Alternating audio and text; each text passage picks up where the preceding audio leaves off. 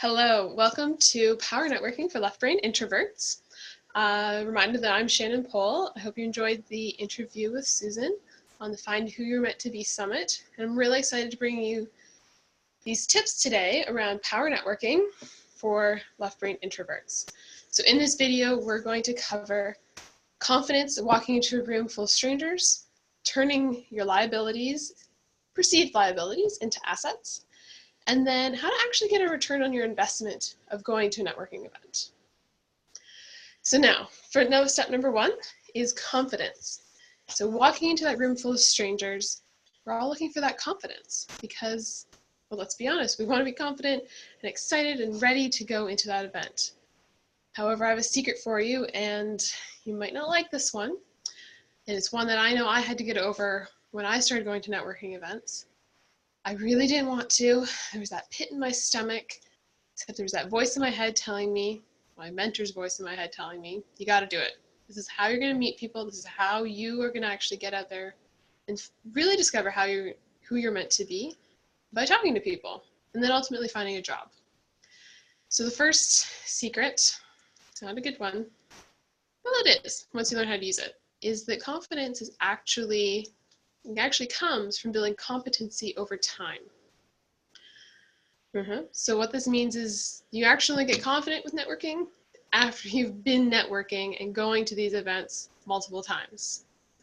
All right, stay with me because there is some good news. And the good news is that there are definitely tips and tricks I can teach you for feeling like you can do it and you can own that space, you can own that opportunity while you're building that competency. And that's something that we definitely go into more detail in a lot more of my programs, especially Career Kickstart that's coming in the new year. We're going to talk about that after this video, because right now I want to actually share a tip with you. And so while you're building that confidence, one of that tips is you actually have to decide and make that decision to get off the fence, because that's where you are right now. You're on this pointy fence that is uncomfortable, who likes sitting on that white picket fence. And on one side of you is where you've been. Maybe struggling to figure out what you want to do with your life, unsure about things. And that's one side. The other side is this new and different world of networking, to really get out there and meet the people and explore, try on new hats and see what fits for you. And so my greatest encouragement to you is the fence pointy enough? Is it painful enough to move you into going and exploring? Because once you do, I promise you, you will find a whole world of opportunities for you, and it'll actually be fun.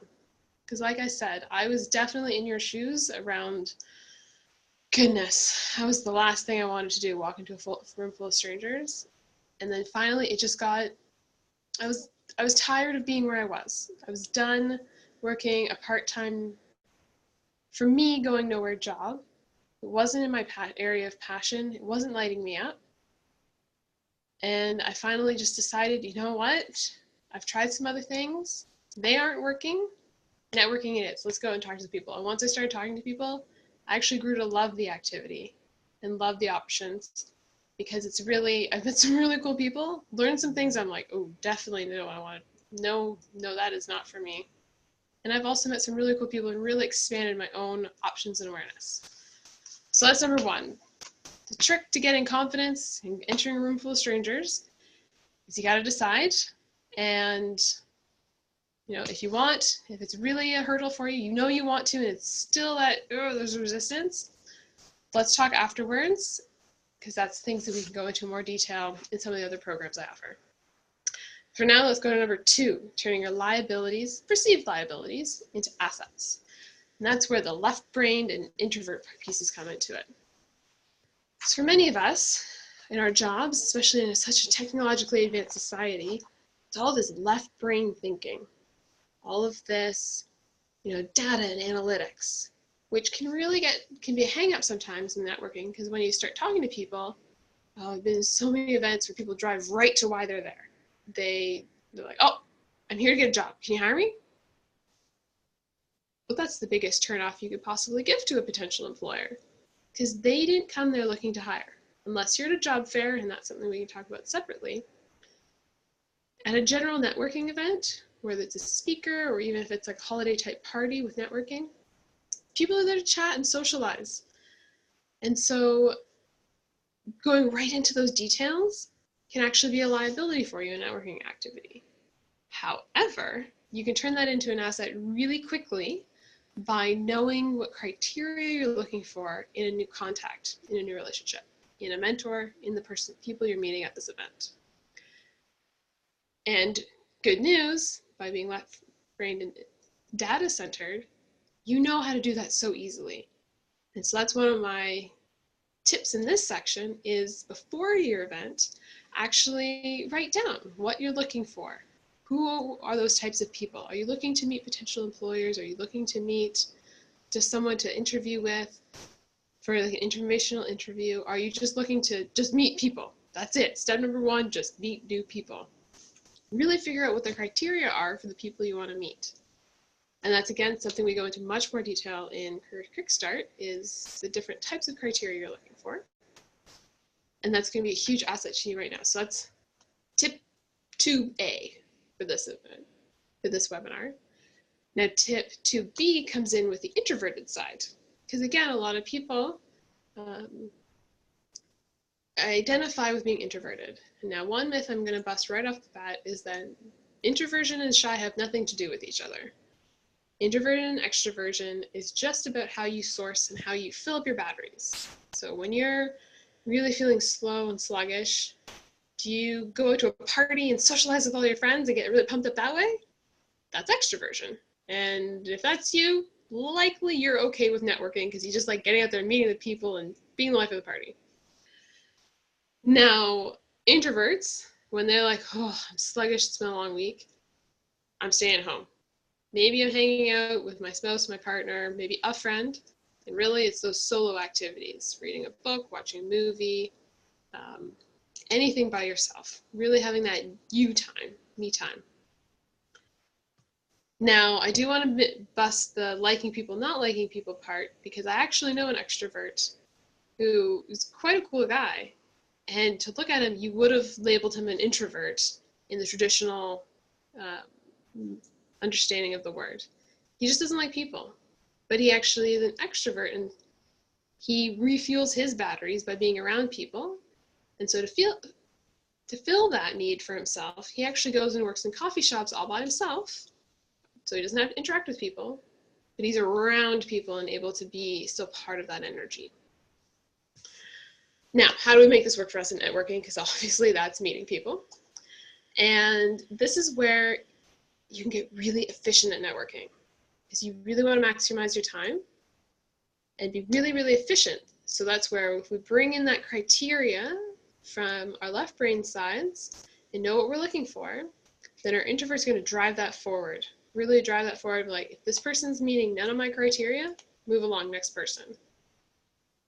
Also bring this in with maximizing the type of event you go to. So maybe you decide to go to more speaking events where there's that half hour of networking and then a speaker, because you only want to do a little bit of networking, but be around and, learn some things. Or maybe you decide that you just want to go to more focused networking ones where it's an hour. Now, those can be far more intense. If you're new to networking, I definitely recommend you start at the speaker events. It also gives you some really great conversation topics if you can talk about the speaker that's coming up that's just spoken. And really use that to your advantage. Choose which events are going to really maximize how you like to operate in your world. So those are the 2 tips for this section of turning your potential liabilities into assets. Is set that criteria so you can filter people through who you actually want to move forward with building a connection with, and plan out, be really efficient at going through that list so that you can, maximize the opportunity to be around with people, and therefore actually maximize your time away from people and doing proper sourcing for your introverted side. Now, in the program, Career Kickstart, what we're going to do is go into more detail about what that criteria might be, and then also how to even strategically plan which events in amongst all of your other activities, such that you, instead of going all full out one day and then nothing, then crashing the next day, how to really move that forward and do everything in a holistic way. But now let's move on to section number three, all around getting a return on your investment of going to that networking event, because it takes time. Whether you enjoy it or not, you've decided to take time out of your day, and you decided to do that for a reason, whatever that reason might be. And so how do we get that return on our investment? And this one, the really simple thing is following up. Actually sending an email, making a phone call, following up that person. It's as simple as that. And it's one of those super simple things that so many people just, they get busy, they get on to the next thing, and they never follow up from the networking event. And especially if you're looking for who you're meant to be, really trying to find some of those options out, especially if you're wanting to turn that into your first next career, there needs to be some follow-up. Because at a networking event, even if you talk to someone for 15 minutes, there's so much more there that you can discover. And so it's a really quick section, and a really quick tip is that to follow up. And again, go give you a lot more ideas on what specifically to do in Career Kickstart. And the basics that I'm going to give you now, because I really want you to have a lot of great stuff to move forward from this video, is when you do that follow-up, the first thing, thanks it was great meeting you at this event, this viewer was cool, and gift them something. So whatever you were talking about, maybe you were talking about, a common one is the Blue Jays or the weather, but if you're talking about something even more than that, there's been events I've been to, and I would talk to someone else who's interested in becoming an entrepreneur like I was. So following up, I would share a resource that would help them on their entrepreneurial path. Now, when I go to events, this is where, especially for networking events, I would offer just something like this little webinar. Some tips to help them network in the future, or the handout that you also have access to, creating valuable connections with business cards. So that's a super secret bonus that I'm providing with this webinar. So something like that, something that is based on what you talked about or where they're going, just gifting them something. It might be a link to an article that you saw that was related to what they do, or just even some notes from the speaker because they were curious about it and you'd taken some notes on it. Anything that will really be something to make their life easier. That's what you're wanting to just gift them. Just giving into that relationship from the get-go. And then after that, in a separate email or phone call, that's when you can do your ask. So, hope you want to follow up again. I was actually wondering if maybe we can meet for coffee sometime and I could pick your brain a little bit more about your career. It sounded like something I might like to do. So I was wondering if we could maybe meet and have a coffee. Things like that. So those are the three things that I really wanted to share with you today around power networking for left brain introverts. So the confidence, I hate to tell you, but it's about competency. However, if you decide to get off that fence and move forward and explore and be curious, there's some really great things waiting for you. And there's really those opportunities to turn your perceived liabilities into assets. Set that criteria, be efficient with your time, and really maximize every opportunity. And then once you're done meeting people, follow up. That's how you build those relationships that even if in the moment they're not hiring or they're maybe not doing what you maybe want to do right now, maybe one day down the road. And so I'm just going to leave you with one curiosity question, is that I'm curious to know what your biggest hurdle is in finding a job that you actually want, or that's going to fill you up, make your heart happy. And what is your challenges around finding that? Is it more about networking? Is it something else? I'd love for you to email me and share your challenge, and that way I can send you more resources and gift you with more things. I hope you have a great rest of your day. Again, feel free to reach out anytime. Let me know what those challenges are, and let's get you to results. Let's get you solid on who you are meant to be, owning that in this world, and rocking that where the people can see so that you can inspire other people to journey to. Have a great day.